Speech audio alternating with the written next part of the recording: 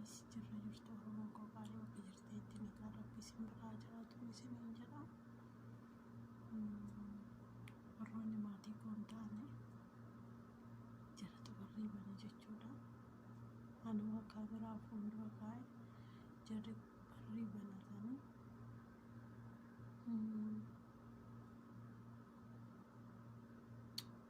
jiru biyya Oromoo. Warroonni maatii koo taatanii galatoomaa. Ammallee maatii waliif haa taanu walaa jajjabeessinu isiniin jedha Oromoo koo. Warroonni maatii koo hin taane immoo koomantii naaf kaa'aa isiniifan deebisa. Like share naaf godhaa viidiyoo koo. Akkasii isiniin jedha. Yoo Rabbiin kana keessaa na baase viidiyoo haalaan babbareedaa waan barumsa qabu waan gaarii isiniif hojjedha. Amma garuu jechuudha waan hin dhoksee hojjedhuuf yeroo nan barrii cufadarree maal hojjetti maaliin haasofte naan jedhanii beektanii saniif hedduu tokko rakkisaadha jechuudha. Akkasii isiniin jedha Oromoo kiyya. Akkasii rabbi keessaa naa baasu yeroo dhiyootti onneen jedhu dhufeeyyuu na jalaa babbaddee jirti jechuudha. Akkasii walaa jajjabeessinu maatii waliif haa taanu bilisa Oromoo koo. Waliin gannu waliin dagannu waliin haa dhaabbannu isiniin jedha. Bakki biraa immoo sabboontuu koo galatoomii qaalii tiyya haadha oolmaa guddaa atirreefaa tokko bakka guddaa isiniif qaba. Ammoo jechaan osoo hin taane nama gochaan waliif oolu rabbi isinillee naa ooltanii jirtanii nama normaa keessan deebisu rabbiin naa taasisu. Bakki biraa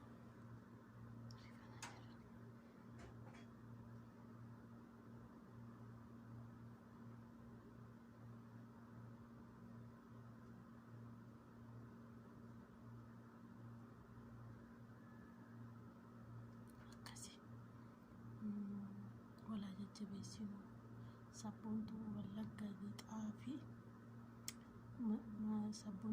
lixaatiif maatii naa taa'aafidha. Yoo akka miidiyaan keessan isiniif guddatu barbaaddanillee dubbisaaniidhaan isiniin jedha. Akkasigaa asirratti xiqqoo nu adabsiisuu danda'a.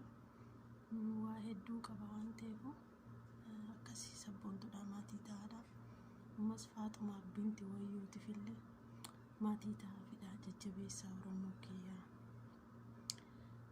Galatooma bakka guddaan isinii qaba.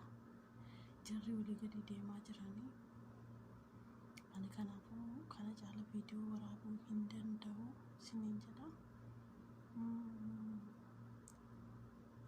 Ayyaana kanaa taa'aadha. Gizee biraatitti walitti deebina. Guyyaa dalagaa oolla. Gisuma sa'aatiidhuma mana hirriibaa seenne kanarree waraabbachuuf baay'ee takka cimaadha jechuudha.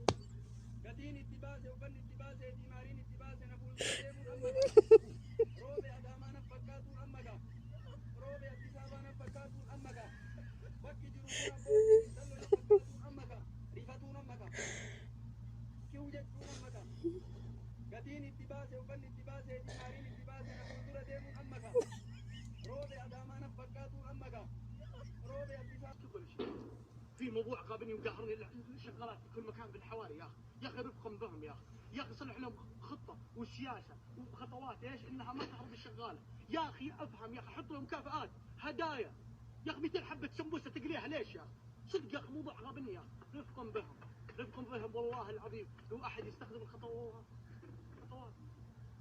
الله يلعن waan ta'in barnoota keetii jabaadhu nama ta'uuf tattaafadhu jechaanii gorsaa baheetu safaan banee na arrabsee akka malee na aarse. Ilma namaatu bar ilmi namaa dadhabaadha ilmi namaa ni balleessa bakka yoo wallaale bakka irra jiraachuu qaba irra caalaan namaa nama obgaa aara isaatiif qabu ati fudhaa namaa ta'uu hin barbaaddu nama malbanee na arrabsee akka malee na aarse ilma namaati bar ilmi namaa dadhabaadha ilmi namaa ni balleessa akka yoo wallaale tokkorra jiraachuu qaba irra caalaan nama obgaa aara isaatiif qabu ati fudhaa namaa ta'uu hin barbaaddu nama mallaa takka rasii qabale mallaa taa'ee isqanne jalaan isa mooyi rabbiin jedhiisi ilma namaati bar ilma namaa ta'eete ilma namaa alaa gubbaan qaare yoo barbaade deemee hoo haayedhu ilmi namaa mara siidhaa bar Barjaarsi narratti fuudhe. waaw maashaallah meeqa sirra fuudhe Kanarratti fuudhe.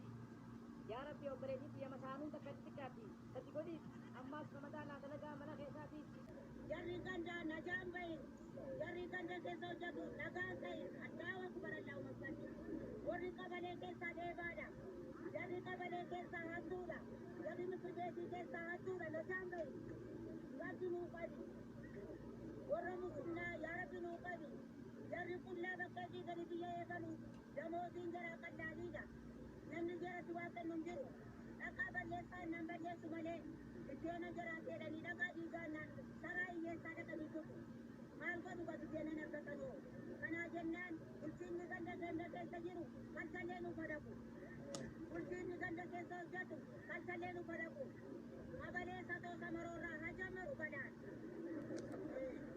hajaa guyyaa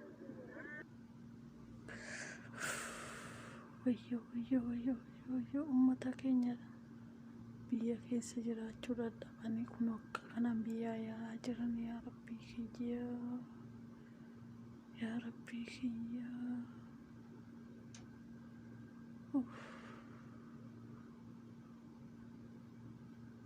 nu yoom galla yaa rabbii yoom nu galchita jenna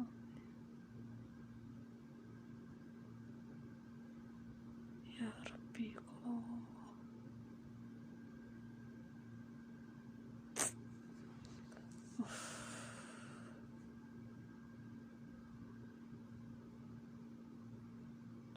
rakkoon namantii jirtu yaa jiruu keenya kana maaluma goona yaa rabbi